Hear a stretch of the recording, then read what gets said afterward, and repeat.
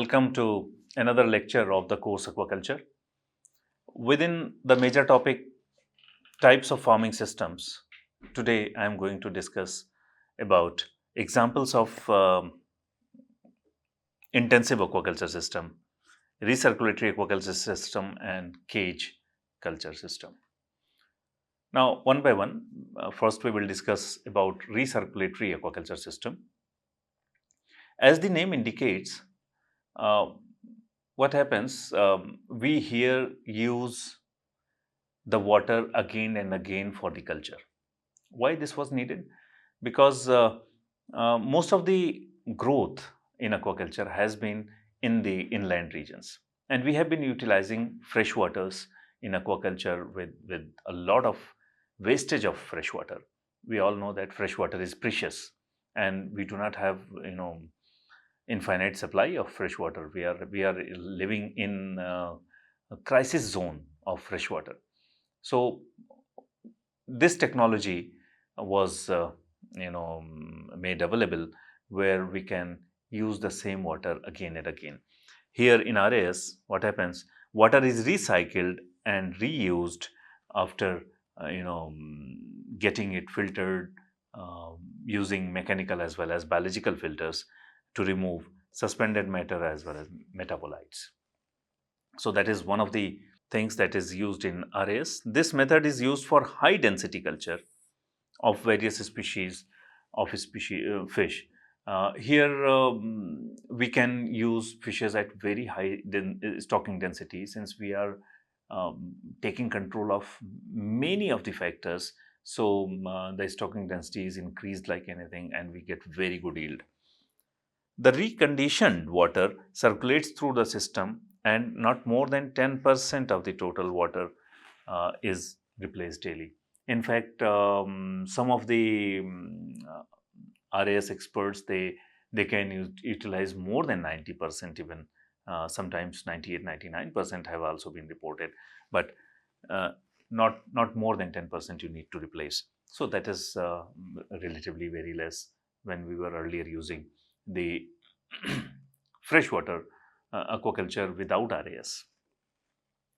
So management of RAS or recirculatory aquaculture system relies heavily on the quantity and quality of feed and the type of filtration. Of course, what kind of management strategies we have to adopt, what kind of input cost, how much input cost will be there, it all depends on what kind of interventions in terms of filtration and feeding we are taking. Through this diagram, I am trying to let you understand that how recirculatory aquaculture system works. Recirculatory, if you are just able to understand the term, the word recirculatory, then you can understand. From fish rearing tank, the water, once it is out of the fish tank, it goes to the mechanical filter, then it passes through the biological filter, and then UV treatment is done, and ultimately aeration or oxygenation is done, so the water becomes very good for reuse. So the same water, after passing through these many filters, ultimately oxygenated and becomes very good for the purpose. And one more thing, if you can notice here, ammonia removal by beneficial nitrifying bacteria, we usually use this, and then UV treatment if there are other germs which are left, which may be the pathogens which may be harmful. Through these processes, using mechanical, biological, and then UV filter, you can make the water system which is very good for, suitable for healthy aquaculture, where the chances of pathogens or attack of pathogens on fishes or disease occurrence chance becomes very less. So what are advantages of RAS, recirculatory aquaculture system? First, as I told you, judicious use of water and land areas. Judicious use of water and land areas. What do we mean from this? Here, what you do, you need to do everything in indoor conditions or controlled conditions. You get mini tanks in a series, and then they will be connected to aerators. Then their water will be channelized through some outlet into the mechanical filter. Then it will, from there it will pass into the biological filter, and then UV filter, and then oxygenation, then into the another tank, and it will be then provided to the main pond or tank. So it is very compact system, uses very less space and very less water compared to the older systems. Reduced dependency on antibiotics and therapeutics. Why? I just told you that here the um, attack by pathogens or germs is minimized when the water is filtered mechanically, then biologically, and then UV. So ultimately, it is not having chances of disease occurrence compared to the older system. Reduction of direct operational costs uh, feed, feed, predator control, and parasites. What happens, since this is a very controlled culture system? Here you can have everything indoor, um, and feeders we usually use demand feeders, so that whenever the fish feels hungry, then it can get feed. We do not have large number of labor involved in carrying out all this feed preparation and feed procurement activity. That is done on the farm only. And then occurrence of parasites is also, as I have explained in the previous point, taken care of. Risk reduction due to climatic factors, disease, and parasite impacts.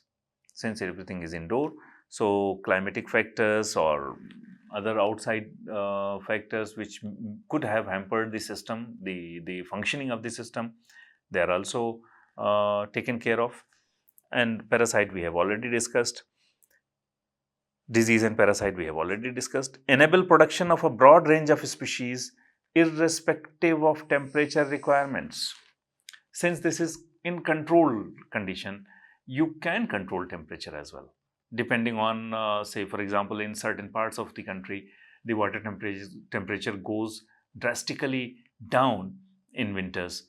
So you can have the optimal temperatures, whatever is needed, that can be maintained in RAS system. Feed management is considerably enhanced in RAS when feeding can be closely monitored. I told you that feed, in fact, providing feed or wastage of feed in carrying and broadcasting or providing to the fish manually, they are all minimized when you use these demand feeders or other kind of automatic feeding systems, and you are monitoring it 24 hours. It's not that you will be providing the fish only once or twice in 24 hours, but if you are using demand feeders, then they can have feed whenever they wish to. Then what are disadvantages of RAS? In fact, here it is written, constant uninterrupted power supply should be there, because you are using aerators and everything is controlled. So you need to take care of those equipments which are used. But I believe that in countries like India, this is not that big problem, that not big constraint, because nowadays people are using solar power, and government is also promoting the use of solar power. So we can use solar power for our RAS system. Yes, capital cost is high compared to other systems in case of RAS. But once you have the RAS system and it starts functioning normally, then the yield, the growth, the return, financial return is very satisfying. That will take care of all your inputs. Then requirement of skilled labor for improved. This is necessary, because here you are you have to monitor many things. Water quality you have to monitor, so there should be a person who can understand what is the 2 ppm DO level, what is ammonia, what is, I mean, different water quality parameters, and what are different symptoms of the system which can show that whether fishes are in good condition or not. If there is any kind of intervention that has to be taken, then the person there should have the necessary knowledge and information, the exposure or maybe training to some this RAS systems, how to manage these RAS system. So there should be some skilled person to manage the RAS system for getting high returns or high yield at commercial level, I am talking. Then what are species suitable for RAS? There are many species which are being cultured under RAS in many parts of the world. Sea bass, then cobia, then pompano, tilapia is very popular, pearl spot, pangasius, rainbow trout. These are all species. You will find lot number of literature on the culture of these fishes under RAS. In fact, if you visit NFDB website, I discussed it in some other lecture, then you will get to know that NFDB has described very well, right from scratch, how to start RAS and how you should move ahead, how you should calculate economics, how should you select the species. And they have provided the details of pangasius culture also, and probably tilapia culture also under RAS. So in many species can be in fact raised under RAS system. Yes, this I have taken from NFDB only, and here they have provided about information about gift tilapia culture in RAS. Gift is genetically improved farmed tilapia, that is gift. This tilapia, gift tilapia, shows very good growth rate, and yield of gift tilapia is much more than Oreochromis niloticus, which we have been using generally. Capital cost and input cost, they have calculated everything. You may recalculate, you may revisit, but at least you can have some idea that how much in which component has to be utilized. So the total here is around 7.5 lakhs. Say because of the escalation in many cost of many of the things, suppose this 7.5 goes to maybe 10 or 11, whatever that you can calculate according to your area. But gift tilapia culture in RAS is a very successful operation. Now come to another aspect of intensive aquaculture, which is very popular, is cage culture. Now, what is cage culture? In fact, there are many large water bodies. We know that some reservoirs, some lakes, very large lakes or ocean, where culturing fish with many of the things taking under control is not possible. So what we do, we put some kind of structure, enclosures, wherein we can put the fishes, and then we can take care of those fishes within the enclosure and increase their production. So that is the basic concept. So such enclosures may be floating or fixed, and we can set up them in the open water bodies. As I told you, they can be used lakes, reservoirs, rivers, coastal areas. Then here we have efficient space utilization, because now they are not free to move into the open waters, but you have confined them to certain area. Harvesting is very easy since they are confined, so you can take the enclosure and harvest it. Flexible production management, water quality dependent on, of course, it depends on surrounding environment, because the cage is put within the open water. So whatever the water quality is of the surrounding environment, that will be there for the cage also.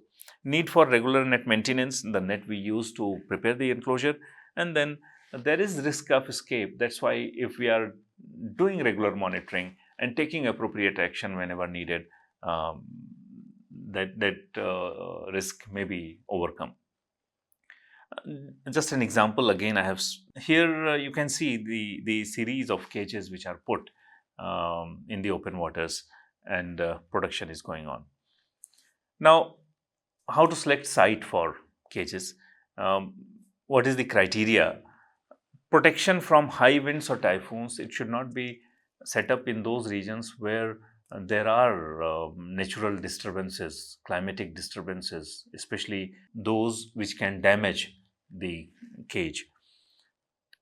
Adequate water exchange enable the flow of nutrient.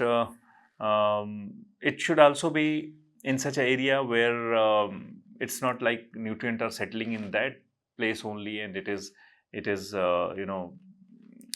adversely affecting the environment within the cages. Water quality monitoring should also be done. Firm bottom mud for pen framework to go um, deep into substrate for better support.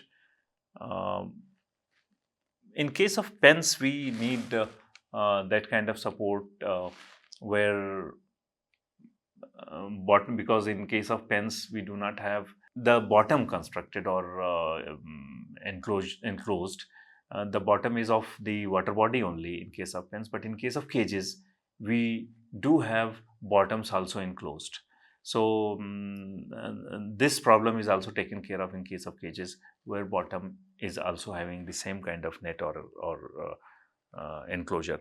Freedom from predators and natural hazards, because we are enclosing the fishes in a confined environment, so predators from outside within that open water system may not be able to enter into the cage.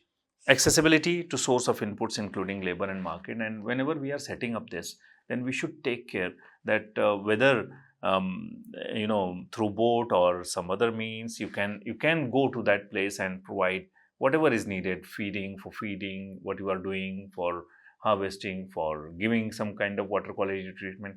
So for everything, that area should be accessible.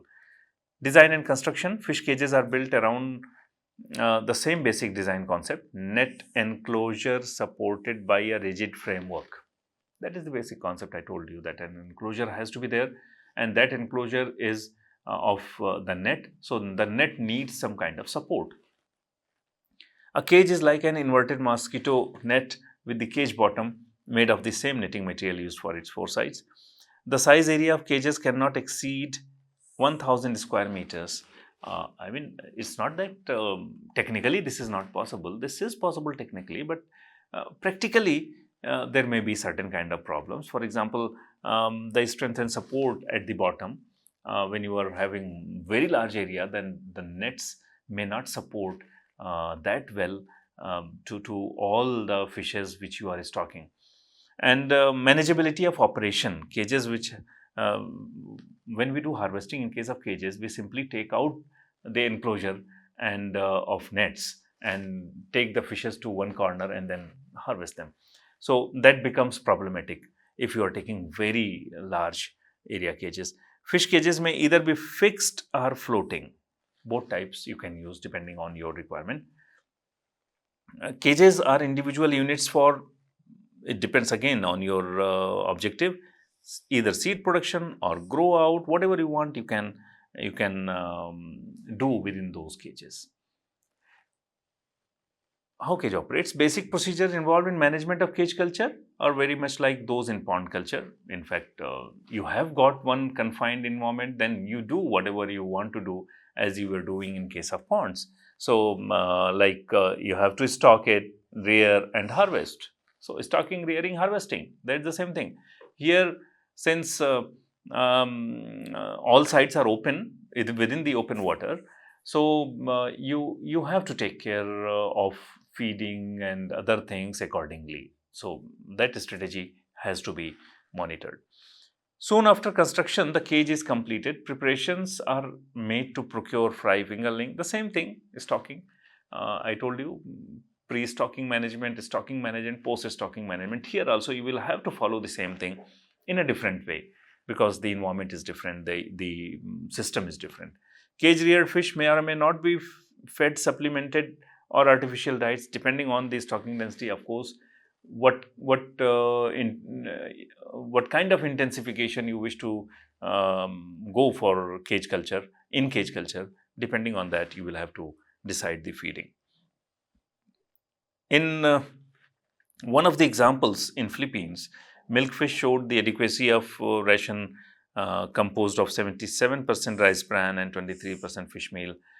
They used this kind of feed and many other feed. This is just an example that is being given, but it all is, it depends on the kind of fish species and the area where you are doing this.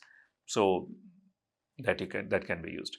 Feed types given to cage reared fish, again, I should say that these things should not be taken as a reference that we have to feed only this. No, you can formulate, you can understand the requirement of the fish you wish to grow, go through the literature and have an idea that what kind of formulated feed they need. If there are companies which are providing already prepared formulated feed, you can go for that. Or if you wish to prepare your own farm feed, you can do that as well and get very good results. But these are some references which have been listed in FAO, so you can take clues from this and act accordingly. Current feed practices in freshwater cage culture involve provision of supplemental feeds using I told you the criteria for selecting feed ingredients is that they should be cheap and locally available. Their supply should not be restricted. They should not increase your input cost. So, depending on following that criteria, you can prepare your food. Many countries use artificial feeds based on simple diets, preferably prepared in pelleted form. I told you that if you wish to increase the input cost, or if you have good quality pelleted diet available in your area for that particular candidate species which you are going to culture, use that. If you are getting better yield, you have to calculate the economics and then go for whatever feeding strategy you wish to adopt. At the end of culture period, the fish are harvested from cages by lifting the cage and causing the fish to collect in one corner. I told you that when it is harvested, then the net is lifted and all the fishes are shifted to one corner, and ultimately that is harvested. So that's all in cage culture and the examples of intensive fish farming. I spoke about recirculatory aquaculture system and cage culture system. So that's all in this lecture. See you in the next lecture. Thank you very much.